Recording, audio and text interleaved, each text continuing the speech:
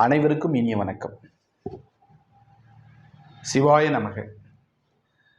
தமிழகம் முழுக்க இருக்கக்கூடிய அடியார்களுக்கும் சிவனடியார்களுக்கும் இறை பக்தர்களுக்கும் தாமரை சொந்தங்களுக்கும் குறிப்பாக பாரதிய ஜனதா கட்சியை சார்ந்த தாமரை சொந்தங்களுக்கும் இந்து மக்கள் கட்சியை சார்ந்த இந்து முன்னணியை சார்ந்த இந்து பக்தர்களுக்கும் இந்து முன்னணியை சார்ந்தவர்களுக்கும் மற்றும் இறை நம்பிக்கை உடைய அத்தனை பேருக்கும் என்னுடைய சிரம் தாழ்ந்த வணக்கங்கள் மற்றும் வாழ்த்துக்கள்.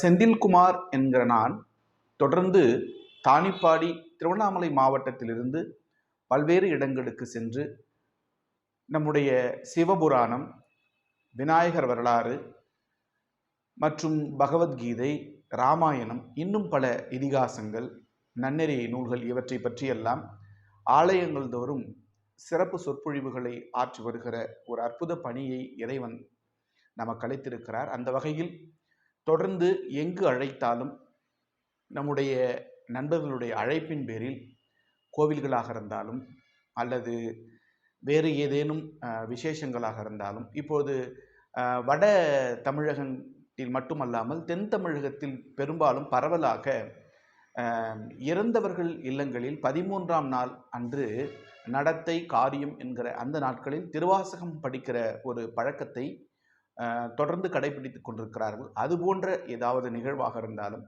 எந்த ஒரு நிகழ்வாக இருந்தாலும் அந்த நிகழ்விற்கு நீங்கள் திருவாசகம் மற்றும் மகாபாரதம் மற்றும் இன்னும் பல சொற்பொழிவுகள் ஆற்றுவதற்காக வாய்ப்பு கிடைத்தால் நீங்கள் அழைத்தால் வந்து நாங்கள் செய்வதற்கு தயாராக இருக்கிறோம். அதே போல தொடர்ந்து பல்வேறு விதமான சமய மற்றும் நல்லிணக்க தலைப்புகளிலும் உரையாற்றி வருகிறோம். அந்த வகையில் வாய்ப்புள்ள இடங்களிலிருந்து அன்பர்கள் அழைத்தால், அடியார்கள் வாய்ப்புகளை தந்தால் சிவனுக்கு செய்கிற தொண்டாக எண்ணி அவற்றை செய்வதற்கு கடமைப்பட்டுள்ளோம். என்னுடைய தொலைபேசி எண்ணை கீழே கொடுத்திருக்கிறேன். அந்த தொலைபேசி எண்ணில் நீங்கள் தொடர்பு கொண்டாலும் சரி, அல்லது யூடியூப் மற்றும் ஃபேஸ்புக், வாட்ஸ்அப் தளங்களில் நீங்கள் தொடர்பு கொண்டாலும் எந்த நேரத்திலும் தொடர்பு கொண்டு அழைக்கலாம். அனைத்து விதமான ஆலய சொற்பொழிவுகளிலும் அனைத்து விதமான ஆன்மீக சொற்பொழிவும் நிகழ்த்துவதற்கு தயாராக இருக்கிறேன். வாய்ப்பளித்தால் அதற்கான அத்தனை புண்ணியங்களும் சிவனடியார்களை சேரும். நானேயோ தவம் செய்தேன், சிவாய நமயெனப் பெற்றேன், தானே வந்து எனது உள்ளம் புகுந்து அடியேற்கு அருள் செய்தான், ஊனாரும் உயிர் வாழ்க்கை ஒருத்தன்றே உறுத்திடவே என்று சிவபெருமானை மாணிக்க வாசகர் பாடுகிறார். அதுபோல வான்கலந்த மாணிக்க வாசகனின் வாசகத்தை நான் கலந்து பாடுங்கால், நற்கரும்பன் சாற்றினிலே தேன் கலந்து பால் கலந்து செழிங்க நீர் சுவை கலந்து என் ஊன் கலந்து உயிர் கலந்து உவட்டாமல் இருப்பதுவே என்று வள்ளலார் நம்முடைய மாணிக்க வாசகரை பற்றி பாடுகிறார்.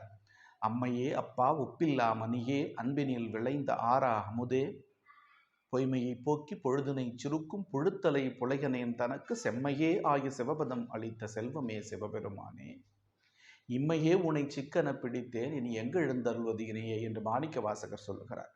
இப்படி பல்வேறு பாடல்களை சொல்லி பல்வேறு விளக்கங்களை கொடுப்பதற்காக திருவண்ணாமலையிலிருந்து செந்தில்குமார் கண்ணன் நான் சிவனுக்கும் அடியார்களுக்கும் பணி செய்ய காத்திருக்கிறேன். வாய்ப்பளித்தால் மிக நன்றாக உங்களுக்கான சேவையை தொடர்ந்து செய்வதற்காக காத்திருக்கிறேன்.